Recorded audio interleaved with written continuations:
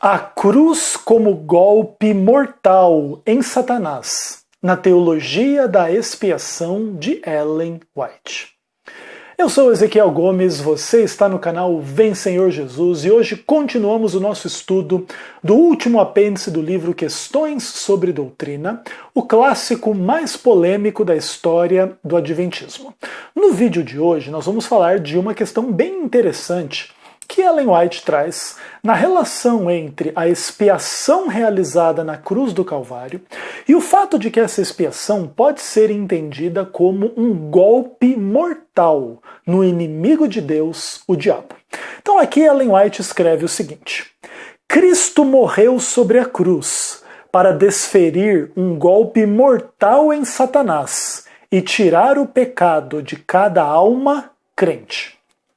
Ellen White exalta a cruz de Cristo como sendo enfrentada da parte do Senhor, do Criador do universo, que feito homem é identificado como Jesus Cristo, porque ele morreu ali na cruz do Calvário para tirar o pecado das pessoas. O pecado é a natureza do diabo, é a obra do diabo, é a vontade do diabo. Então, quando Cristo redime a humanidade do pecado, Cristo ele desfere um golpe mortal em Satanás. Claro que aqui assim surge uma discussão um pouco complicada sobre aquilo que Jesus realizou há 2000 anos atrás e o fato que o pecado ainda é uma realidade hoje. E aí, se ele desferiu um golpe mortal há 2000 anos atrás, por que o pecado ainda existe hoje e etc. Seja como for, apesar das complexidades da narrativa na relação entre o que Jesus fez na cruz, em relação a toda a história da humanidade e também até em relação à eternidade antes da criação, a gente entende assim algumas coisas importantes dentro desse contexto aqui. Quando a destruição de Satanás ocorrer de forma histórica e definitiva, esta destruição estará fundamentada no que Cristo fez na cruz do Calvário. Porque ali Cristo revelou o verdadeiro caráter de Deus como alguém que ama, que perdoa, que aceita, que redime, que quer o bem e etc. E o caráter de Satanás como mentiroso, assassino, idólatra, imoral, violento e etc. Né? Então aquilo que acontece na cruz do Calvário lança uma imensa luz sobre o grande conflito. E com base naquela luz que vem da cruz do Calvário, é que Satanás será condenado e destruído definitivamente. Outra citação aqui de Ellen White. Que direito Cristo possuía para resgatar os cativos das mãos do inimigo? O direito de ter consumado um sacrifício que satisfaz aos princípios de justiça, pelos quais o reino do céu é governado. Cristo veio à terra como redentor da raça perdida, para vencer o ardiloso inimigo e, pela sua perseverante fidelidade ao direito, salvar todos os que o aceitam como seu Salvador.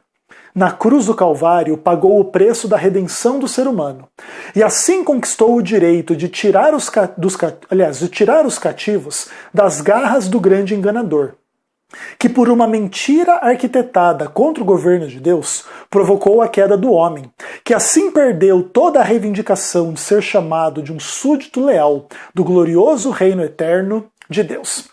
Aqui Ellen White descreve a queda de Satanás, a queda de Adão e Eva, e como que Cristo conseguiu o direito de resgatar os prisioneiros, os escravos das mãos do diabo. Primeiro de tudo que ela fala que a queda acontece porque Satanás arquiteta uma mentira. E com essa mentira ele provoca a queda. E a partir da queda, o ser humano não é mais o súdito do reino de Deus, do governo de Deus e etc. Pelo contrário, o ser humano se torna um súdito do próprio Satanás. E esse é o ponto. Agora o ser humano é propriedade do diabo. E por que então Cristo tem o direito de redimir esta propriedade, resgatar esta propriedade, reaver esta propriedade? Porque pela cruz ele fez e consumou um sacrifício que satisfez a justiça pela qual o reino de Deus é governado. E é por isso que ele pode então perdoar, porque ele pagou o preço da redenção. Okay? Ele conquistou a humanidade de volta para Deus na cruz do Calvário. Outra citação. Cristo na cruz não apenas atrai o homem ao arrependimento por causa da transgressão da lei de Deus, mas satisfaz a justiça. Ele ofereceu-se como expiação. O seu sangue derramado, o seu corpo quebrantado, satisfez os reclamos da lei transgredida. E assim transpôs o abismo causado pelo pecado. Sofreu na carne para que com suas feridas e o corpo despedaçado pudesse cobrir o pecador indefeso. A vitória conquistada em sua morte no Calvário quebrou para sempre o poder acusador de Satanás sobre o universo e silenciou as suas acusações de que a abnegação era impossível em Deus e por isso não era essencial na família humana. Aqui Ellen White traz um bastidor do grande conflito muito interessante, né? Que Deus, ele não fazia, vamos pensar assim, tudo para a salvação ou para o bem das criaturas. E ele queria que as criaturas fizessem tudo bem e tudo certo e tudo tal. Inclusive é interessante que aí quando Cristo morre na cruz do Calvário, ele mostra que Deus fez tudo pela humanidade. Então a humanidade também deve fazer tudo para se manter longe do pecado e do mal, etc. Agora sim, ela fala assim que Cristo ele atrai o homem ao arrependimento, mas não é uma mera questão de arrependimento, ele satisfaz aquilo que é justo na cruz do Calvário, porque ele se oferece como expiação. Então, quando ele derrama o seu sangue, quando o seu corpo é dilacerado, ele cria como que fosse um escudo sobre os seres humanos pecadores que agora vão aceitá-lo como seu salvador. E é por isso que o poder de acusação do diabo vai ser o quê? Destruído para sempre. Foi destruído para sempre pelo que Jesus realizou na cruz. Satanás ele pode nos acusar de todo tipo de pecado que a gente realiza.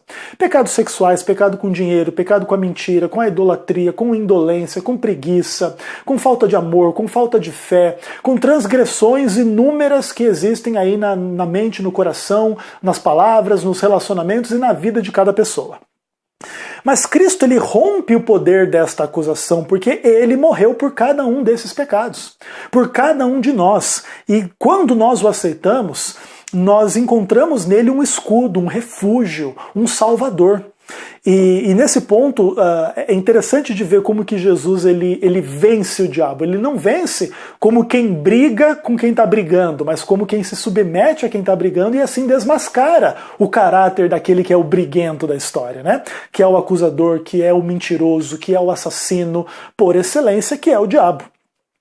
Então, Cristo ele não luta com o diabo com as mesmas armas do diabo. Ele luta com as armas divinas e por isso ele redime o ser humano, ele, vamos pensar assim, vindica o caráter de Deus e ele revela realmente o caráter de Satanás tal qual ele é.